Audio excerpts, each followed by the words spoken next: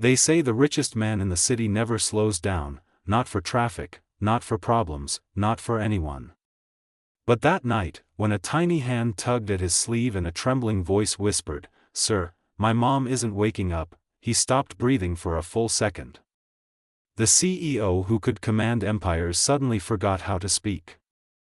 And when he finally whispered, "Take me to her," he had no idea that the next few hours would change every rule he lived by, including the one that said he'd never let himself care again. Rain hammered the streets like a warning, cold and sharp. Ethan Hale, the 38-year-old CEO known for being unforgiving, walked out of the corporate tower with the usual armor on his face, calm, distant, unreachable. His driver waited by the car door, but Ethan waved him off, deciding to walk a few blocks. He needed air. The board meeting had been ruthless, his life was noise, and his past, the one he had buried years ago, kept knocking in dreams he didn't admit he had. He tightened his coat and stepped forward, but then he felt something. A pull. A presence. Small. A little girl stood near the lamppost, drenched, shivering, hugging a worn-out backpack to her chest. Her hair stuck to her cheeks, and her shoes looked too thin for the storm. She shouldn't have been there. Not at this hour. Not alone. Ethan tried to walk past her, but then her voice, so tiny, so frightened, slipped into the rain. "Sir, my mom isn't waking up." Ethan froze. For the first time in years, his mind went blank. His throat tightened unexpectedly. Something inside him, something he thought had died with his sister long ago, flared painfully. He crouched slowly. "What did you say?" The girl sniffed, wiping her nose with her sleeve. "She's in our apartment." I tried shaking her, but she didn't open her eyes. "I don't know what to do. I saw you come out of the big building. You look like someone who knows things." She didn't pick him because he was rich.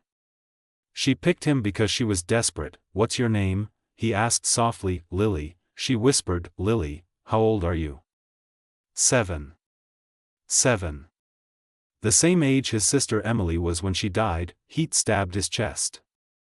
He swallowed hard. "Take me to her," Ethan said, voice low but steady. The girl grabbed his sleeve and led him through narrow streets, past cracked sidewalks, through a neighborhood he knew existed but had never stepped into. Along the way, Ethan listened as Lily spoke in fragments, how her mom worked 2 shifts, how she always said she was fine, how she hadn't eaten last night, how she told Lily she'd read her a story but never came out of the bathroom. When they reached the building, the hallway smelled like damp walls and exhaustion. Lily pushed open the door to a tiny apartment. Her mother lay on the floor beside the couch, pale, lips slightly blue, her breathing shallow, barely there. Ethan's heart dropped. This wasn't just exhaustion. "Call an ambulance," Ethan barked. Lily flinched at his sudden tone, and he immediately softened. "It's okay. I'm here." He knelt, checked her pulse, weak. The room told a painful story: unpaid bills on the table, empty medicine bottles, a half-eaten piece of bread on a plate. She had been fighting battles alone for far too long. The ambulance arrived, carrying Lily's mom away on a stretcher. Lily tried to follow, but the paramedic gently held her back. "Family can ride, but, are you her guardian?" Lily looked at Ethan, eyes wide, pleading. "She's with me," Ethan said instantly. "I'll take responsibility." The paramedic nodded.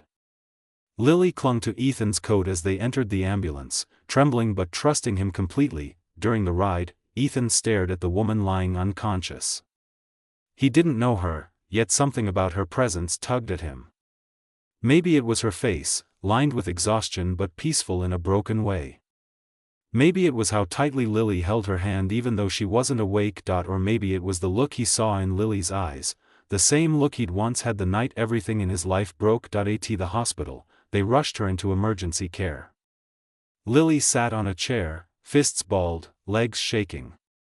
Ethan sat beside her, placing a gentle hand on her shoulder. The CEO who never comforted anyone felt the need to protect this child more than he ever protected himself. "What's going to happen to her?" Lily asked. Ethan took a breath. "They're doing everything they can." "Will she die?" The question hit him harder than anything he had faced in the boardroom. No, he whispered, we're not letting that happen.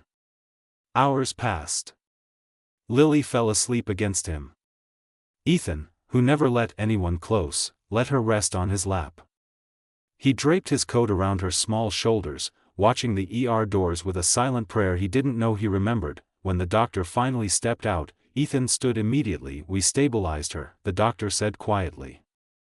Severe dehydration, untreated anemia, exhaustion. She hasn't been eating properly for months. Stress can shut the body down. Is she going to make it? Ethan asked. She will, because someone brought her in when it mattered. Ethan's eyes drifted to Lily. Something in his world shifted, something he wasn't ready for, something he couldn't walk away from. Lily's mom, her name was Maya, was transferred to a room. Machines beeped softly around her. Her skin had regained a little color, but she looked fragile, like a life that had been stretched thin for too long. Lily sat at her bedside, holding her hand, whispering, Mom. I brought someone. He helped us. Please wake up. Ethan stood near the door, hands in his pockets, watching quietly. When Maya's eyes fluttered open, Lily gasped. Mom. Maya blinked slowly, confused. When her gaze drifted to Ethan, she straightened slightly, embarrassed. I'm so sorry. I don't know, you don't need to apologize, Ethan said gently, but she shook her head. I should have taken better care of myself. Lily shouldn't have had to go out alone. I failed her. Ethan stepped closer. No, you didn't. You were trying to survive. She looked at him, truly looked, and for a moment he felt seen in a way he hadn't in years. Maya whispered, you didn't have to help us. I know, Ethan said quietly. But I'm glad I did. Lily's eyes shifted between them, hope glowing like a candle. Over the next few days, Ethan visited, a lot. He brought food, clothes, even a small stuffed rabbit for Lily, who hugged it like it was gold. He used his influence to speed up Maya's test results, and his presence in the hospital became something the nurses whispered about.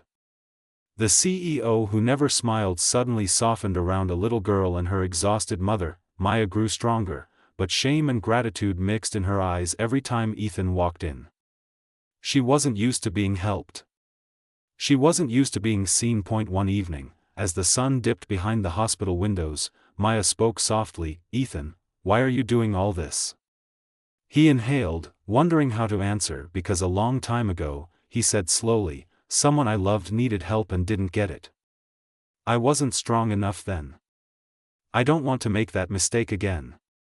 Maya's eyes softened, filling with quiet understanding. Thank you, she whispered. When she was finally discharged, Ethan insisted on driving them home.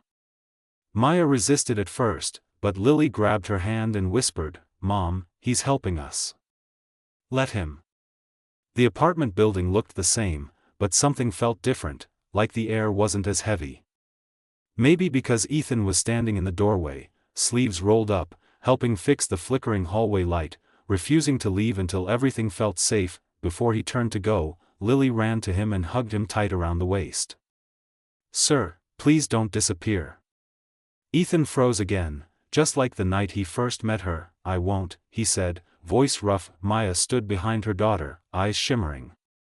You've done enough, Ethan. You really have. No, he said softly. This is just the beginning. Lily smiled like sunlight after rain, and Ethan knew, this wasn't a coincidence.